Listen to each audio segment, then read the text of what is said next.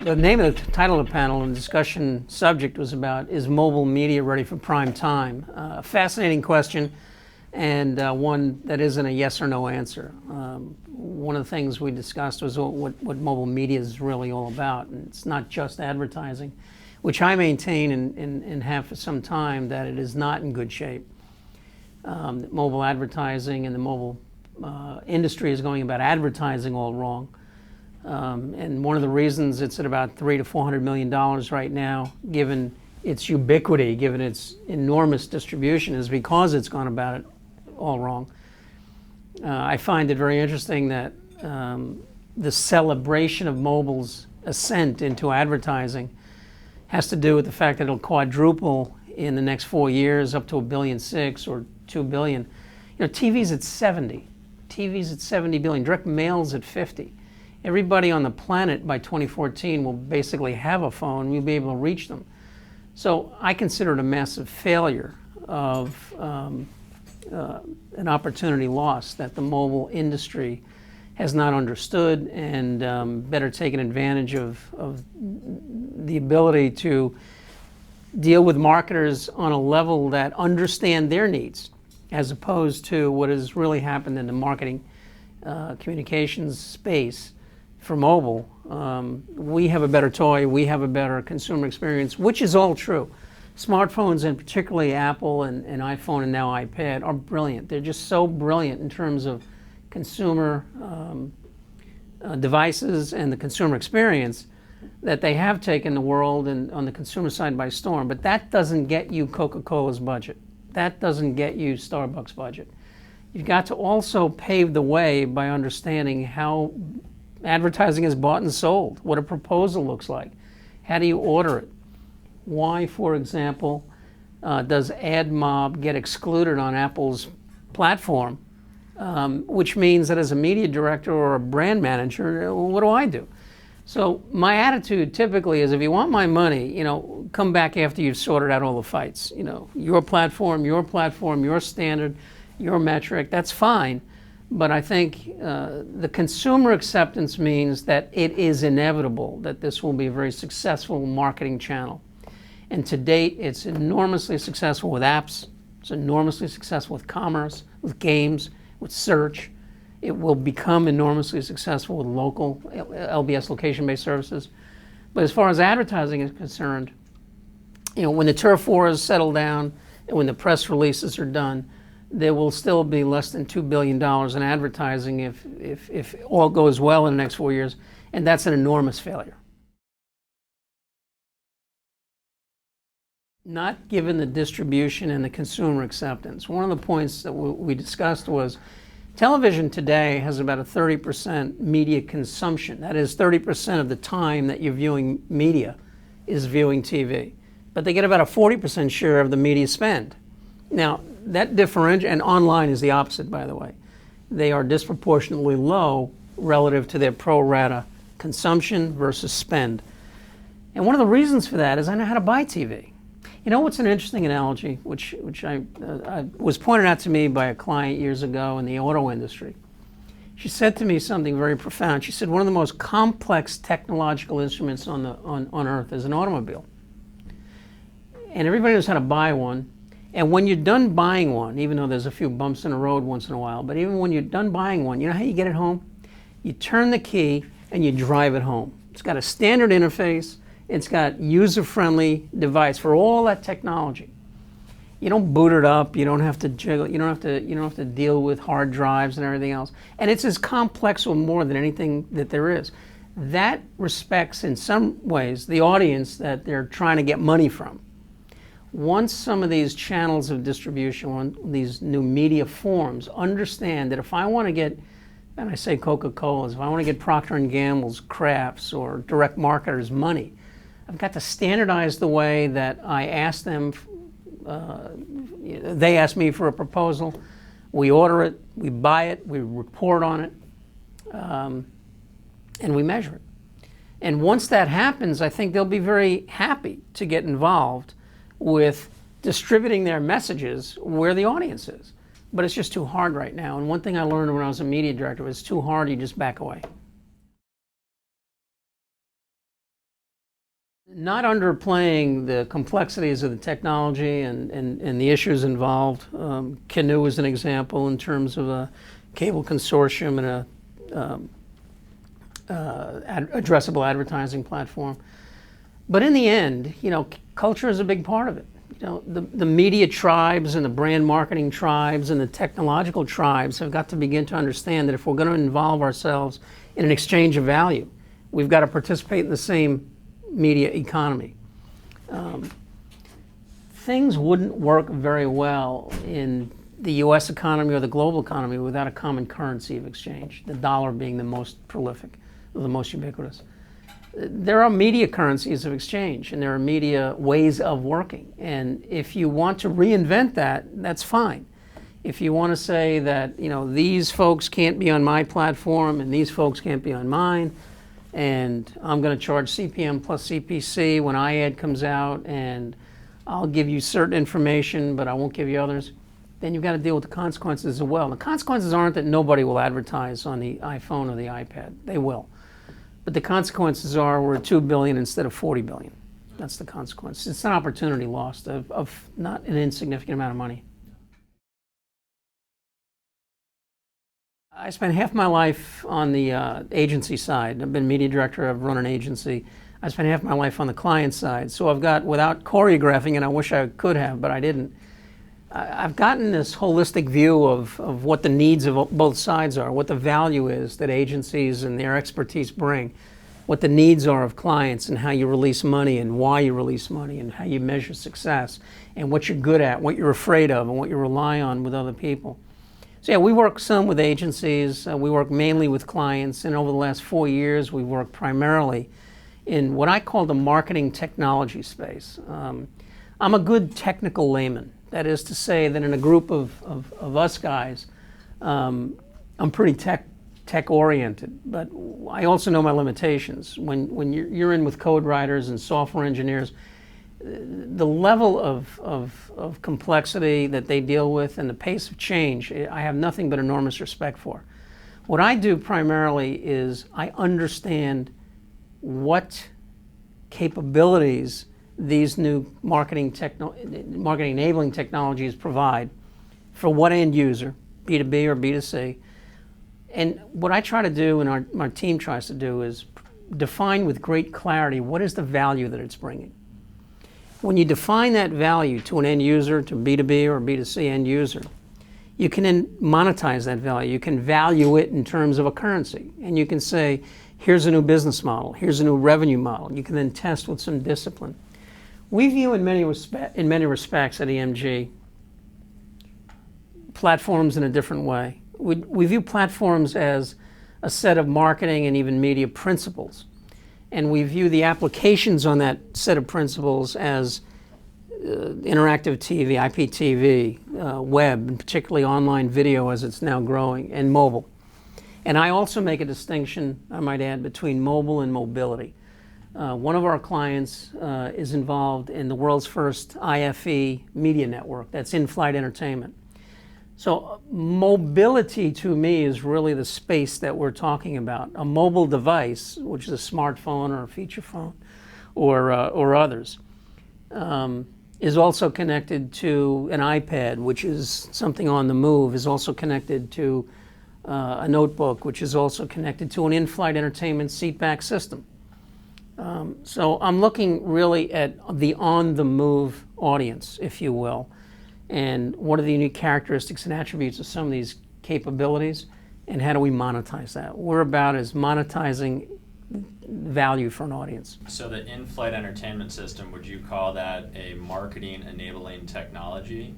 Well, the system that was built for it, called TAPS by our client, is an enabling technology that will provide targeted content and targeted advertising to support that content to the seatbacks of individual passengers.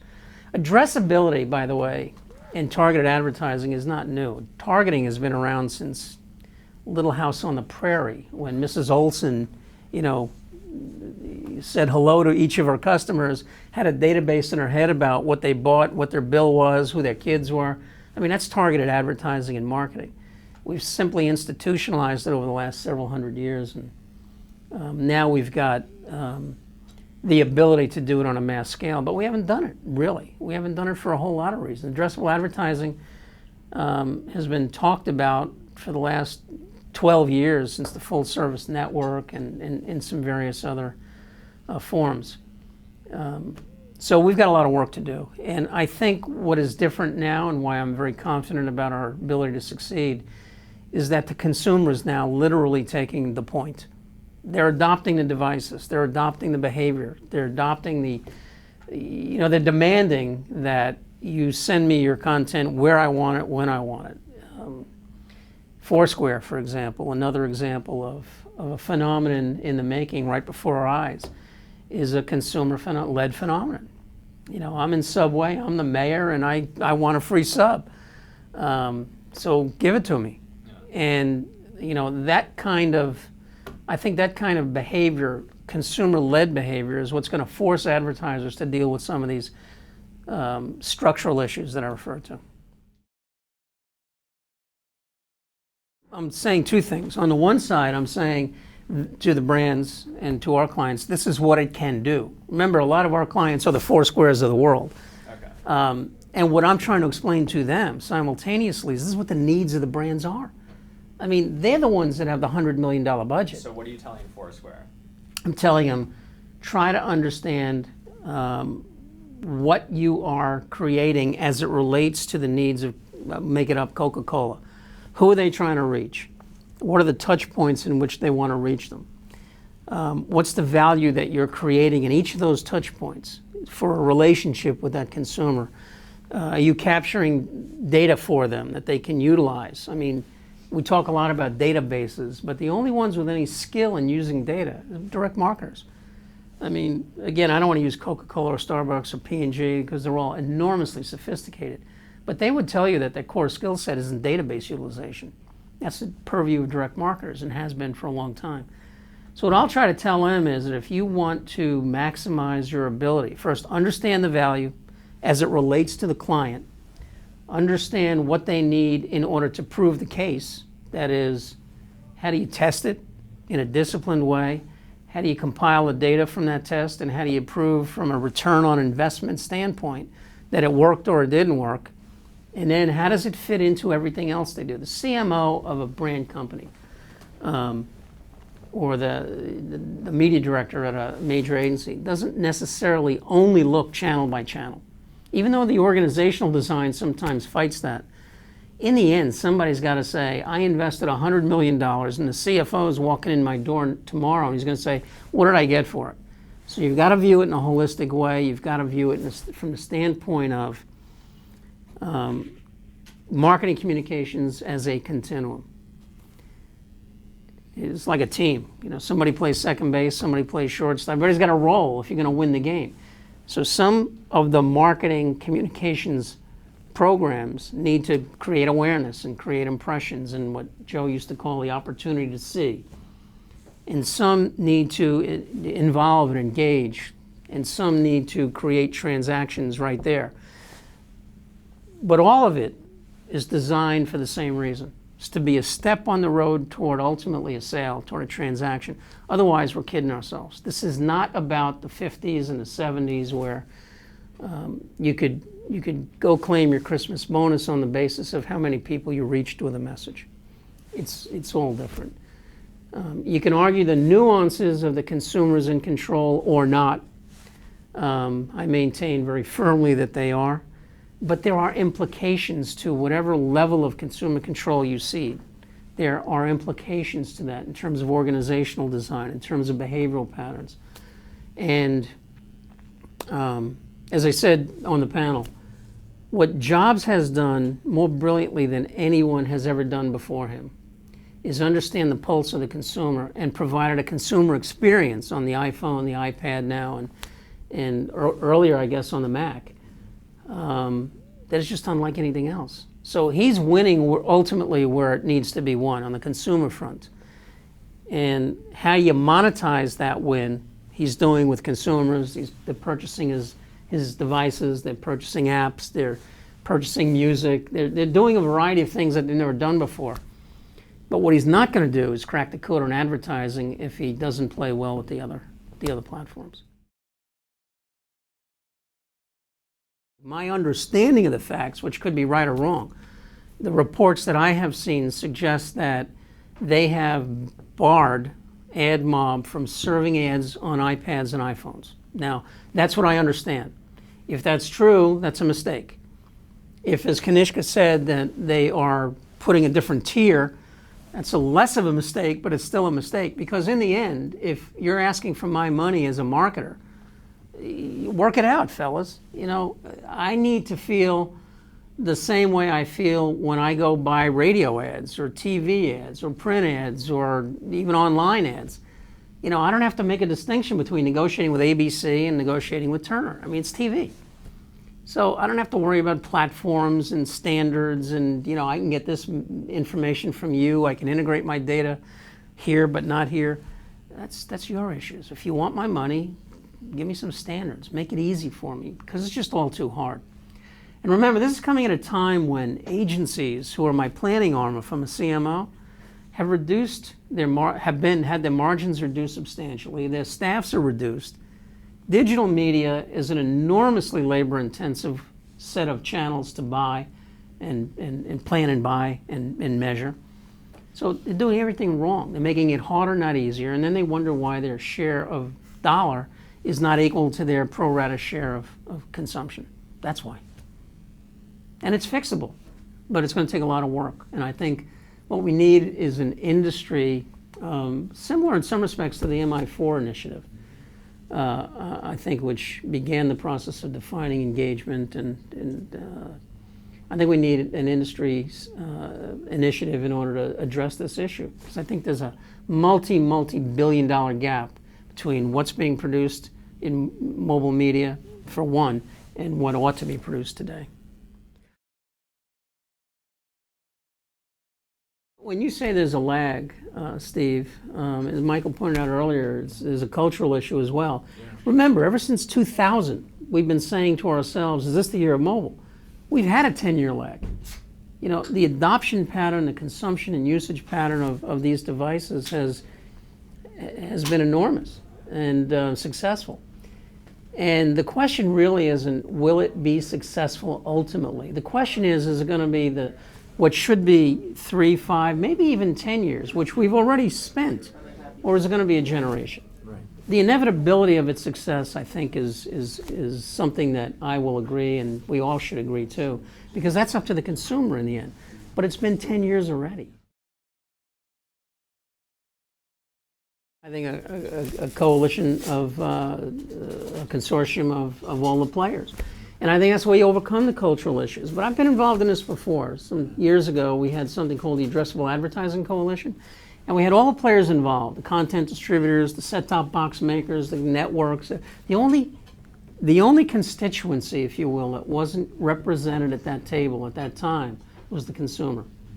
Now, if we do it again, you know, we're not going to invite consumers into the meetings and sort this out. But what we do have right now is the added, not pressure, but the added knowledge that they want this. They've adopted this. They're running way beyond the speed with which we're catching up. And I think that may be the factor that pulls it together. But again, I think we've all got to focus on the common denominator, that what is the value that we're creating with this new set of capabilities, the unique characteristics and attributes? How do we monetize that value? And what's the value exchange? I think we're going down that path. We're just going down too slowly. So I'm encouraged, but I'm impatient.